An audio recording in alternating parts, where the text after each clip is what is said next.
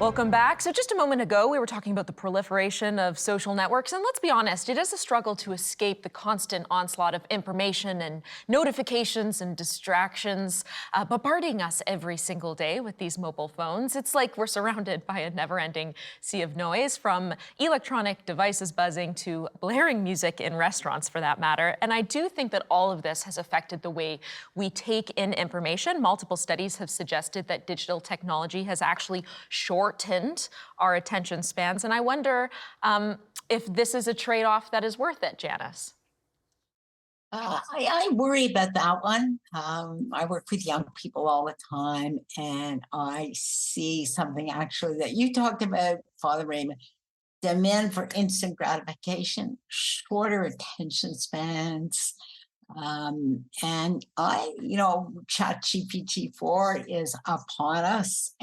Are young people going to learn to write in the same way that they did? I don't mean holding a pen, but I mean put a sentence together that is coherent. So what do I take away from all that? It's on me and the way I teach to make sure that we develop those skills of critical thinking, that there are projects that young people have to do that require sustained attention. And they learn to take advantage of technology, but not at the expense of developing those critical skills. Yeah, Ramona?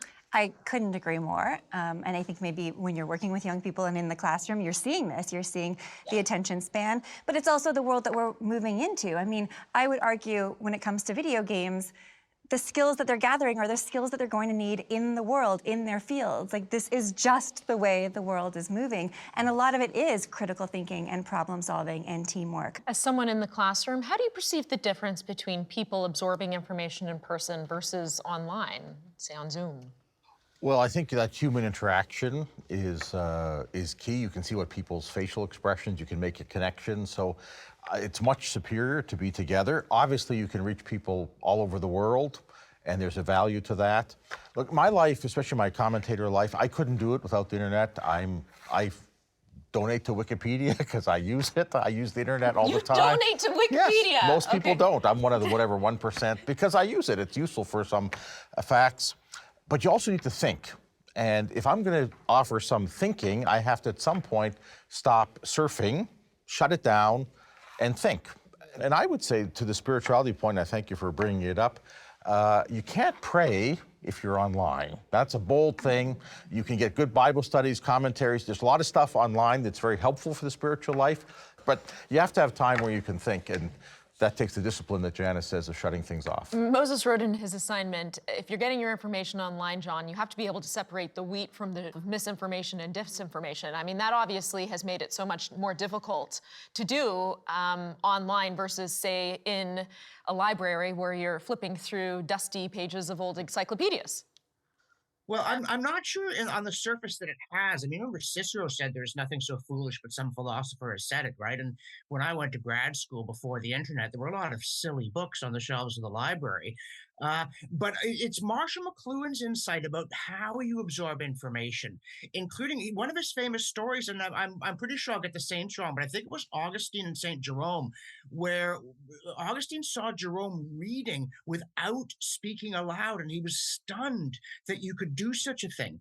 And by reading books, you get into this private world where you're thinking about things. You can go back and check passages. You think very differently. And McLuhan was worried about TV, because when you're watching TV, you look like aliens are performing an experiment. You're all sitting there in a row with blue light, not moving. And again, so the thing about the internet is how you absorb information off it is pernicious by comparison with reading. And again, if maybe the book created spirituality, and certainly Christianity created the book, and so it may be to some extent that when people stop reading, they cannot have a proper kind of spiritual basis. There's very, very major dangerous consequences in this technology. People say, "Oh, we'll learn to teach differently."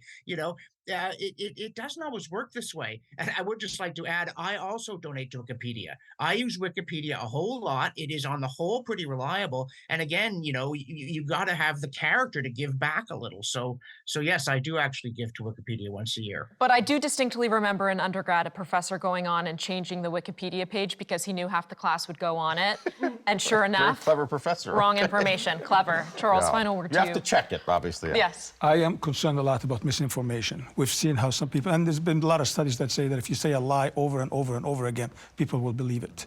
Now it's taking a whole new level with artificial intelligence. So imagine if I can farm the data, all the people based on the demographics and what they like and what they believe in already, and send a message to them to basically brainwash them into believing one thing or the other. That's very dangerous. The thing that really scares me the most is that all the social media and the media itself is controlled by very few individuals. And that's extreme. This cannot be the case. Going forward, that's gonna have to be controlled by people in general. I don't know how it's gonna be done, but the way it is right now lends itself to some very dangerous abuses of this power that we have never seen before. I don't think it can be done. I mean, we have antitrust rules. It's hard to know how they can be applied, but maybe. I don't think there should be private organizations. Okay. Janice said that it's breaking down already, so she may know better. And just think back again, just to provide some cautious hope here. Antitrust is not a new problem. The railroads were once monopoly. Banks, we're Canadians. Let's compare ourselves. We have, in fact, 5 large banks in this country. That's not a lot for a country our size. So antitrust, breaking up large companies that have undue and excessive control is not a new problem. And we've managed to get through it, and I'm confident we'll manage to get through it again. The bigger issue is the one I think that Charles put on the table, and that's the one that worries me the most: is capacity to micro-target people from information that they have voluntarily made public, and then to tell a lie and repeat that lie and repeat that lie until people believe that it is true.